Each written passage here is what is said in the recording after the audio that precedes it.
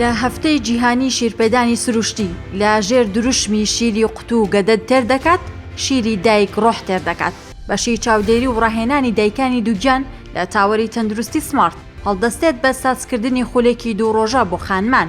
لەم خولەدا خانمان ئاشنا دەکرێن بە سوودەکانی شیری سروشتی بۆ دایک و کۆرپەلە و کۆمەڵگا، شیرپێدانی سروشتی و تەندروستی دەروون، چۆنێتی دەستپێکردن بە شیرپێدانی سروشتی لە کاتژمێری ئاڵتۆنی ژیانی کۆرپەلە، پێکاتە شیر و پرۆسەی بەرهەمهێنان و دەردانی شیر، شێوازەکانی گرتنی کۆرپەلە بە شێوەیەکی گونجاو لە کاتی شیرپێدانی سروشتیدا.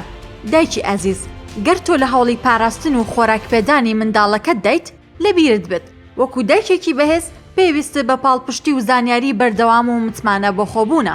بۆ ئەم مەبەستەش ئێستا دەتوانیت بەشدار بیت لەم خولەدا کە لە بەرواری 5 و 6 هەشتی 2025 لە تاوەری تەندروستی سمارت ساز دەکرێت. نرخی بەشداریکردن تەنها 15,000 دینارە و بەشدار بوو دەبێتە خاوەنی یەک کاتژمێر ڕاهێنانی ماوەی دووگیانی بێ بەرامبەر.